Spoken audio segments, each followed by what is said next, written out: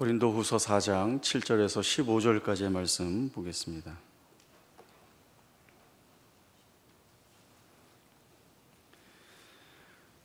고린도후서 4장 7절부터 15절까지의 말씀 제가 읽겠습니다. 우리가 이 보배를 질그릇에 가졌으니 이는 심히 큰 능력은 하나님께 있고 우리에게 있지 아니함을 알게 하려 함이라.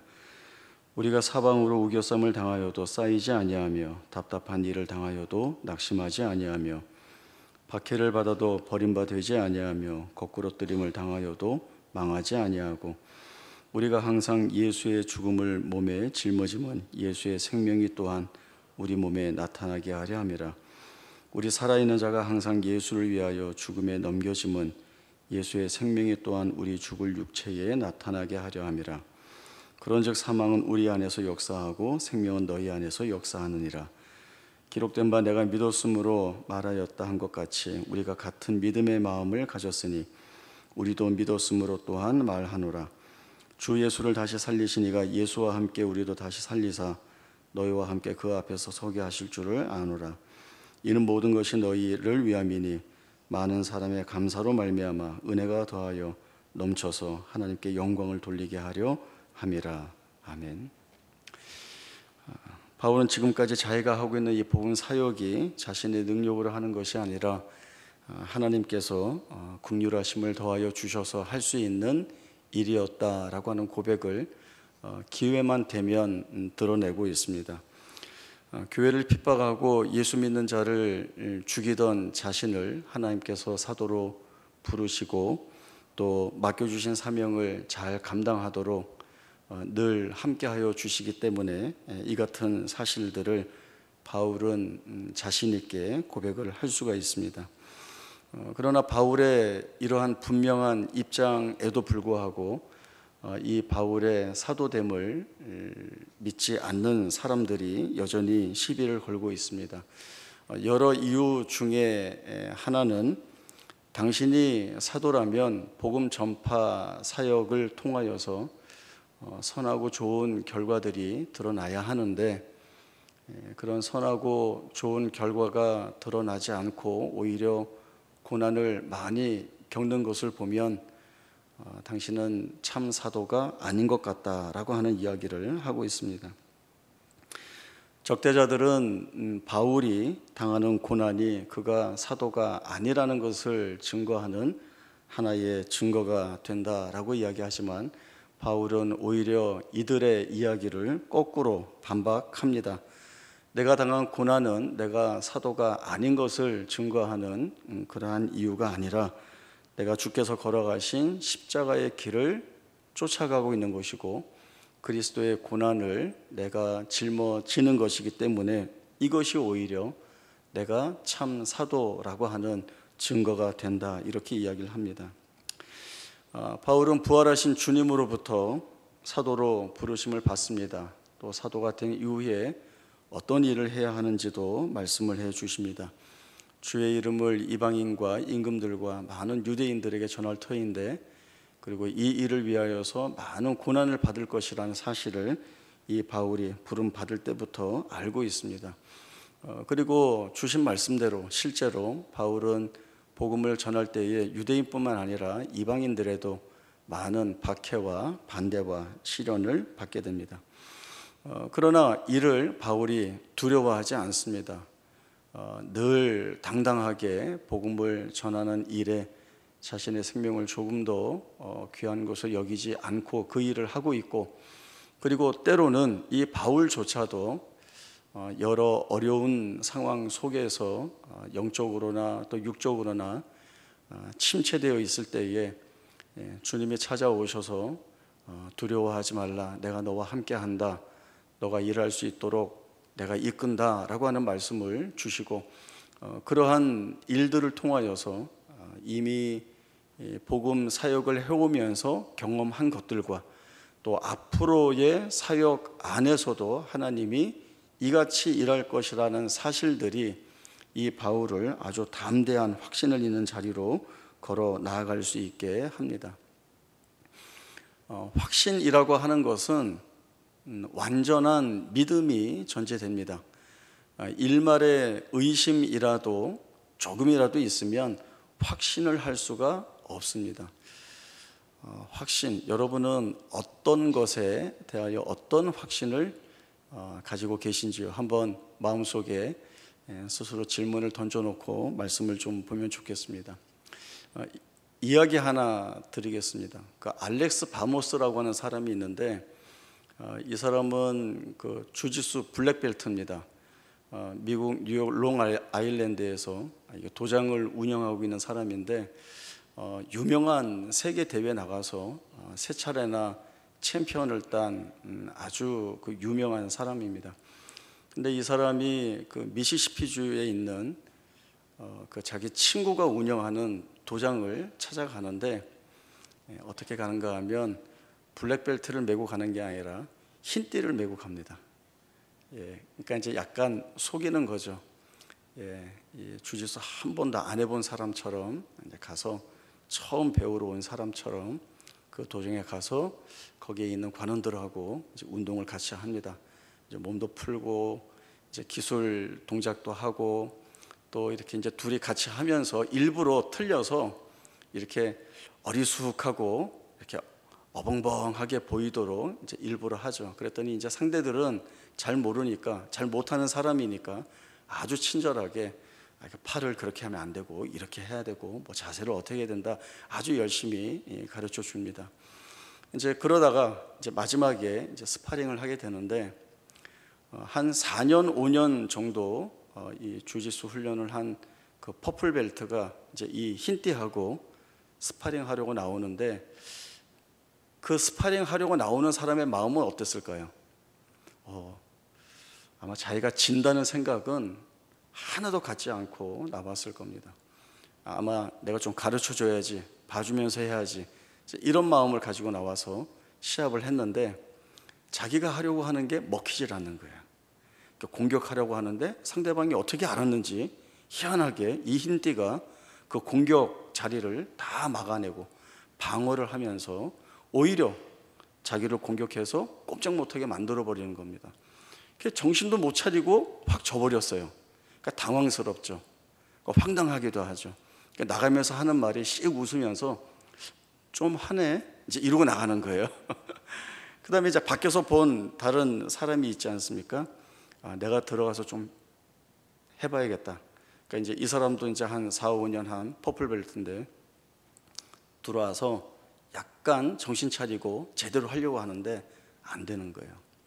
공격해도 안 되고 상대방 공격해 들어오는 거를 막을 수가 없고 내가 공격해서 됐다 했는데 이 흰띠가 어떻게 알았는지 약삭빠르게 돌아가면서 리커버리 해버리고 전혀 잡히지를 않는 겁니다.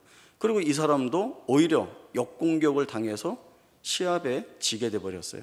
그 사람이 한 말은 이거였습니다. 영상에 나오는데요. 오 마이 갓. 이 알렉스 바모스가 거기에 있는 도장에 있는 사람들 한 명 한 명 다 하면서 다 이기는 거예요.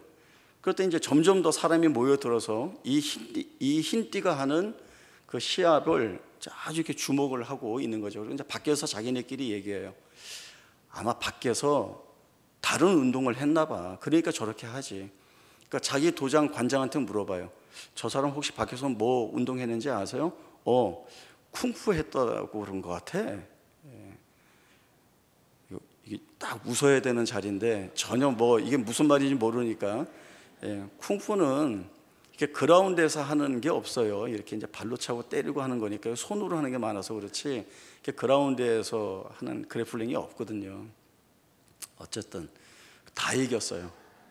다 이기고 나서 관장이 자기 친구를 소개합니다. 이 사람은 흰띠가 아니라 블랙벨트이고 세계 챔피언을 한 사람입니다. 그래서 다들 그럴 줄 알았어. 진 게 다행이다. 창피하지 않게 됐어. 이제 이런 마음을 가지고 있죠. 근데 그때 이 알렉스 바모스가 뭐라고 얘기를 하는가 하면 당신들이 스파링을 할 때 상대의 레벨이 낮아 보이는데 근데 이 사람이 나를 이겼을 때 나를 완벽하게 제어했을 때 당신들의 행동이 어땠는지 생각해 보세요. 그게 뭔가 하면 내가 이길 수가 없네? 포기해 버리는 거예요. 안 하는 거예요. 그냥 좀 하네, 잘하네, 어이쿠 이러고 그냥 끝나버리는 거예요.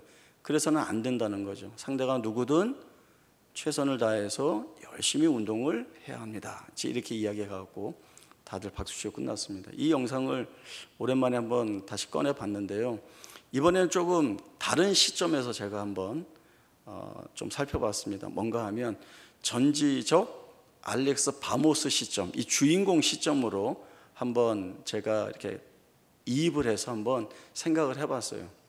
이 알렉스 바모스가 블랙벨트를 풀고 흰띠를 메고 스파링하기 위해 나갈 때 어떤 마음이었을까요? 혹시 나보다 잘하는 사람이 있으면 어떡하지?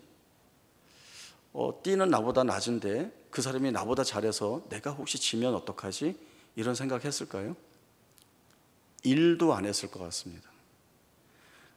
왜요? 자기가 잘하니까. 그러면 이걸 교만하다고 할 수 있을까요? 건방지다고 할 수 있을까요?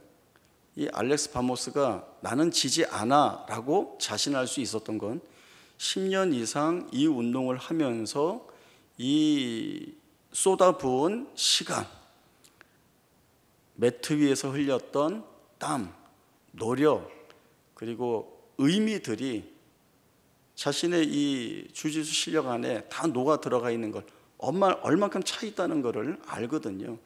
그 진다는 생각을 전혀 안 하게 됩니다. 자, 이 얘기를 왜 하는가 하면 아까 제가 확신이라는 이야기를 했죠.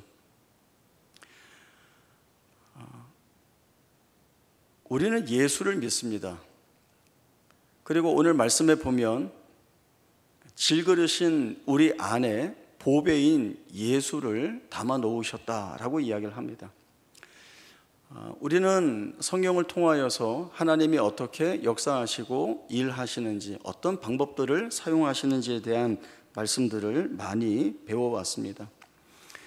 하나님이 일하실 때에는 대단히 역설적인 방식들을 많이 사용을 하시죠.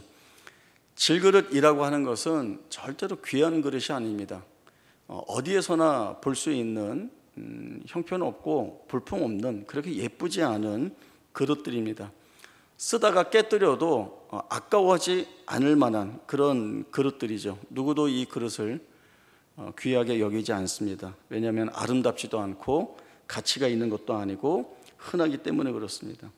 그러나 이 질그릇 안에 보배가 담겨 있다면 말이 달라집니다. 이 질그릇의 가치가 높아져 가는 거죠. 질그릇이 금그릇으로 바뀌는 것이 아니라 그 안에 담겨 있는 보배 때문에 그렇습니다. 하나님은 하나님의 일을 하실 때에 세상이 힘이라고 생각하고 능력이라고 생각하고 지혜라고 하는 것들을 동원하여서 일하시기보다는 세상이 힘과 능력이요 지혜라고 여기는 것들이 아닌 것들을 가지고 일하실 때가 훨씬 많습니다.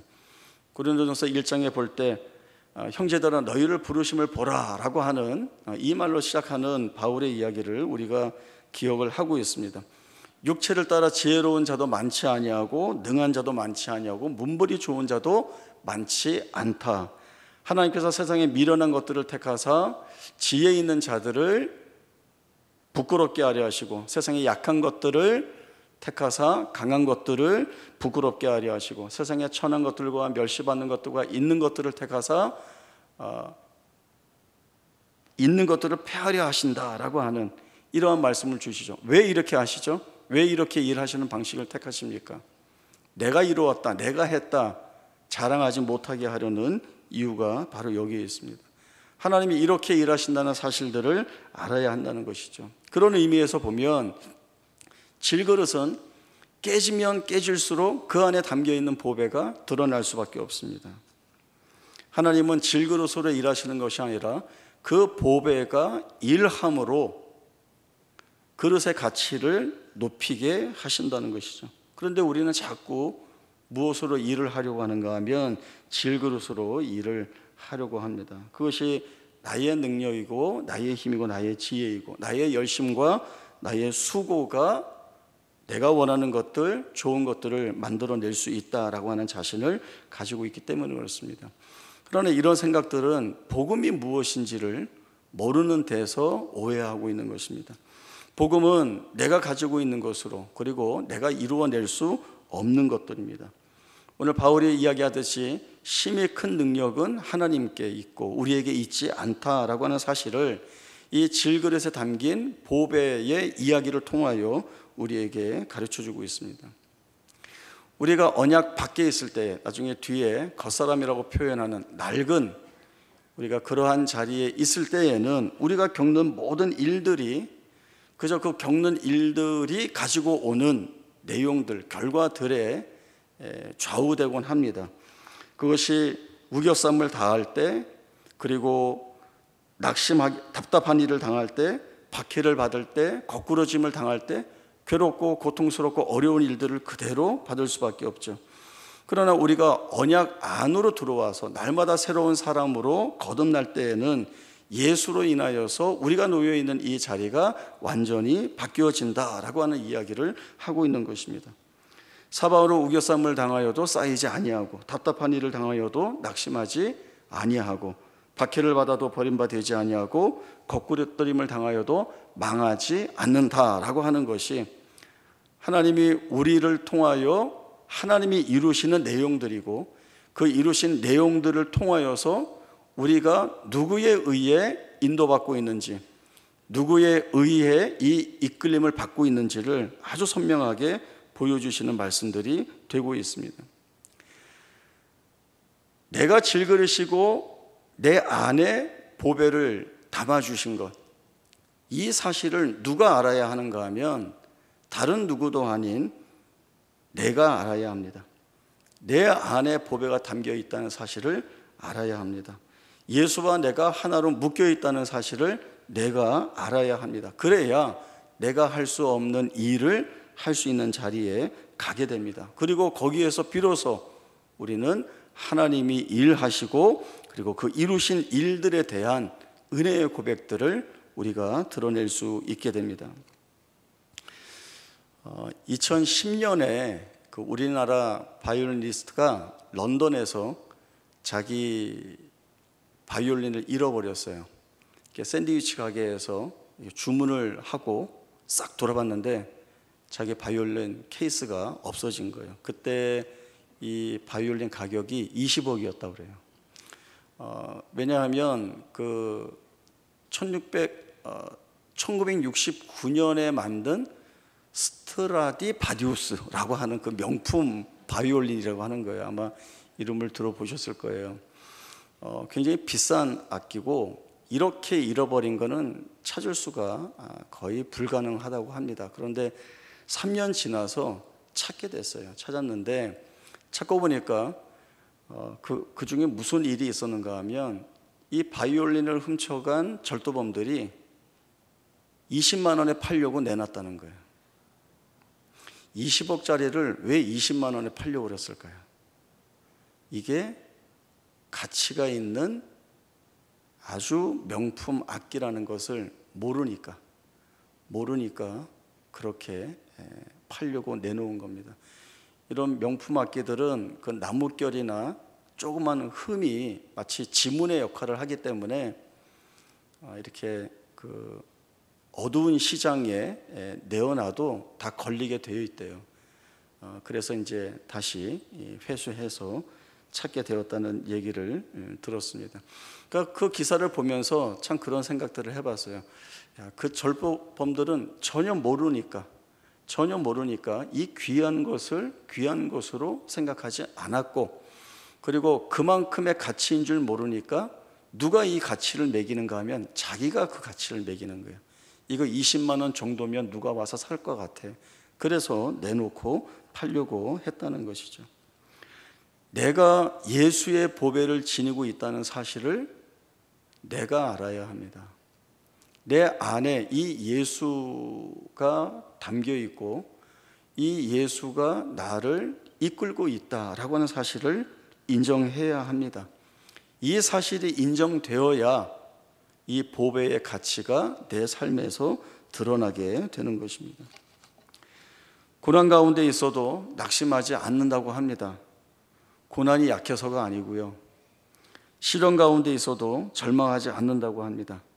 그렇다고 그 시련 견딜만 해서 그렇다는 것 아닙니다. 고난이 있고 시련이 있지만 그 고난과 시련이 우리를 낙심하지 않게 하고 절망하지 않게 하는 예수의 능력이 우리를 붙들고 있기 때문이다라고 하는 것이죠. 바울은 예수의 죽음을 내가 짊어지고 있다라고 이야기를 합니다. 그래서 예수의 죽음은 우리에게 있고 예수의 생명은 너희에게 있다, 이렇게 이야기를 하거든요. 그것은 우리가 이 예수의 복음을 전하는 일에 우리가 온 수고를 다하고 죽을 것 같이 수고하는 이 수고를 통하여 예수의 생명이 너희에게 주어진 것이다 라고 이야기를 합니다. 예수의 생명을 받은 자는 그 예수의 생명이 갖는 의미가 무엇인가 하면, 십자가에서 우리 죄를 위하여 돌아가셨지만 하나님이 그를 부활케 하신 그 능력이 예수에게 담겼는데, 그 부활의 첫 열매가 되신 예수를 우리 안에 담아 놓으심으로 인하여서 그 예수의 능력이 우리의 삶을 그렇게 만들어가는 큰 능력이 된다라고 하는 사실을 우리에게 말씀을 해주고 있습니다. 요한복음 16장에 보면 예수님께서 제자들에게 이 말씀을 주십니다. 너희가 이제 나를 버리고 다 각각 흩어질 것이라고 하는 것이죠. 너희가 나를 버리고 다 흩어짐으로 인해서 내가 혼자 있는 것 같지만 나는 혼자 있지 않는다. 왜냐하면 아버지께서 나와 함께 하시기 때문이다. 그리고 너희는 제각각 흩어져 환난을 당할 것이지만 그러나 담대하라고 이야기를 합니다. 담대하라.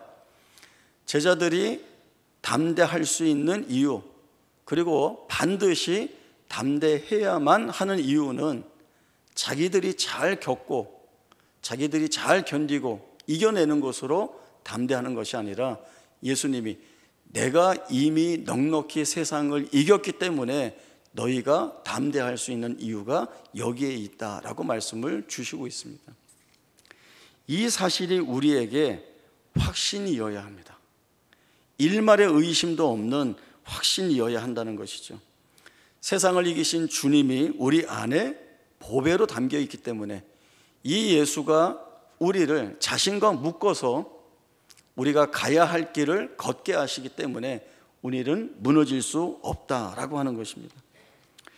바로 이것이 복음의 능력이고 복음의 은혜입니다. 바울은 그 여러 가지 자랑을 많이 했습니다. 그런데 이 바울이 한 자랑이 희한합니다. 내가 옥에 갇히기도 많이 하고 수없이 맞고 여러 번 죽을 뻔했다. 유대인들에게 40의 감한 배를 5번이나 맞았고 3번 태장으로 맞고 1번 돌로 맞고 유대인의 위험과 이방인의 위험과 강의 위험과 시내의 위험과 광야의 위험과 여러 번 자지 못하고 굶고 춥고 헐벗었다, 이렇게 이야기를 합니다. 자기 자랑이라고 이야기를 해요. 그런데 들어보면 이게 무슨 자랑일까요? 사실은 창피한 것 아닐까요? 바울의 사도권을 지적하고 있는 그 반대자들처럼 그런 고난을 겪고 어떠한 복음의 그 좋은 결과들을 내놓지 못하고 있는데 그게 무슨 자랑거리라고 내놓겠는가라고 이야기하지 않겠습니까? 자랑이라고 하면 어떤 것이 자랑일까요? 바울이 어느 곳에 가서든지 예수 믿어라 했을 때에 많은 사람들이 울며 불며 나와서 자기의 죄를 회개하고 무릎을 꿇고 그리고 예수의 이름으로 세례를 받고 예수 믿겠다고 하고 교회 안으로 들어오고 그 교회가 부흥되고, 이것이 복음을 전한 사도로서의 자랑거리가 아닐까 싶은데 그런 이야기는 단 한마디도 없고 자기가 복음을 전하면서 받은 고난에 대한 것이 자기의 자랑이라고 이야기를 합니다.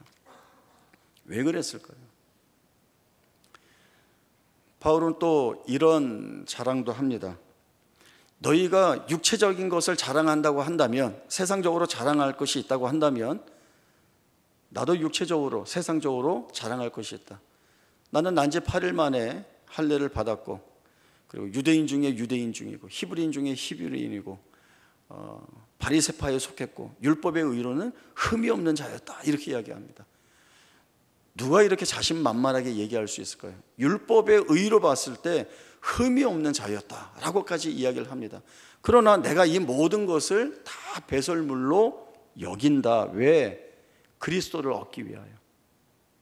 그리스도를 얻기 위하여 세상 모두가 부러워하고 잡기를 원하고 그 자리에 있으면 좋겠다고 하는 그 권력의 제일 윗부분, 힘을 행사할 수 있는 그 자리에 모두가 서고 싶어하는 그 모든 것들, 나는 아무 쓸모없는 배설물로 여긴다라고 하는 것이죠. 왜 그렇습니까? 그것이 할 수 있는 일이 아무것도 없다는 것을 누구보다도 이 바울이 잘 알고 있습니다. 세상의 권력이나 힘이나 능력으로서 복음을 전할 수 없습니다. 그것만이 복음을 전할 수 있는 조건이자 수단이 된다고 얘기할 수 없습니다.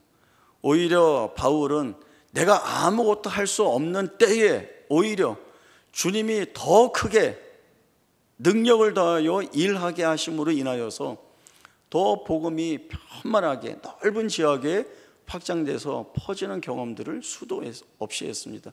그래서 이 바울이 갖는 고백은 무엇이었습니까? 내가 열심히 한다가 아니라 주께서 한다라고 하는 것이죠.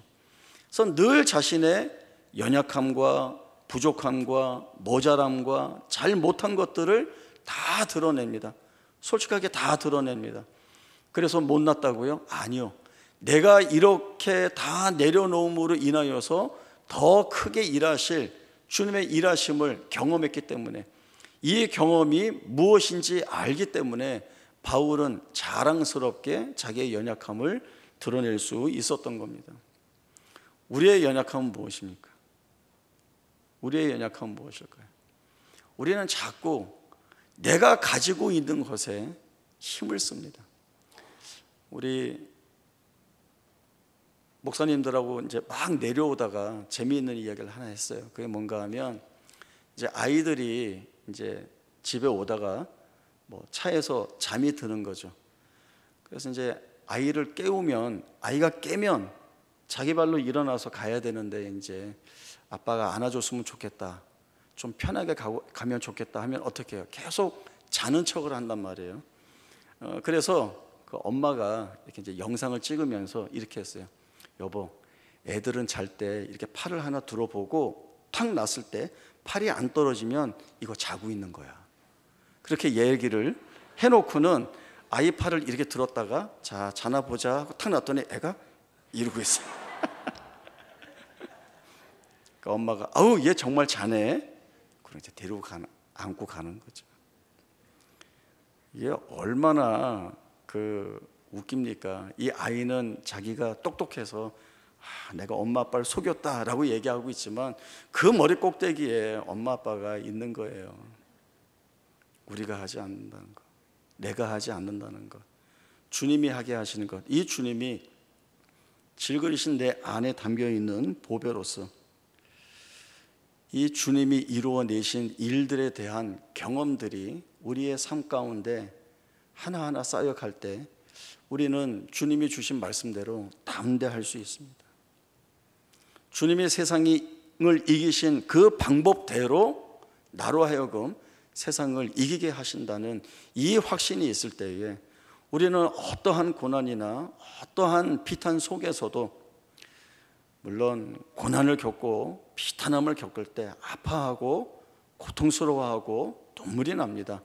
그러나 그 자리에서 우리가 버티고 기도하고 주님의 일하심을 바라볼 때 결국 그 주님이 이루어내신 일들, 또는 이루어내시지 않았더라도 그 상황에서 우리로 하여금 고백하게 하시는 일들이 다 은혜라는 것이죠.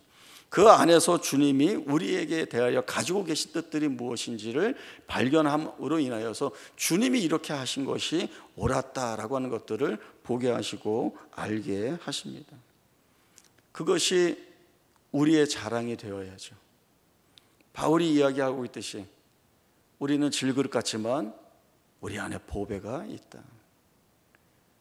세상의 것들을 내가 자랑하는 것이 아니라 예수를 내가 자랑하고, 이 예수가 지니신 그 능력을 가지고 내가 이 세상 속에 살아내는 자가 되어서 세상으로 하여금 예수가 무엇을 이루어내는지, 복음이 무엇인지를 내가 증언하고 증거하는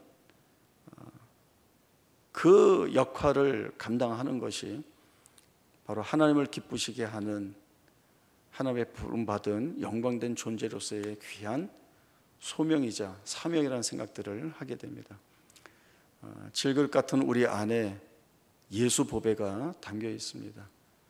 그 예수 붙들고 사는, 우리가 다 예수 붙들고 살고 있지만 그 예수로 인하여서 더욱더 빛나는 삶을 살아낼 수 있는 귀한 은혜가 있기를 바랍니다. 기도하겠습니다. 하나님 아버지, 은혜를 감사합니다.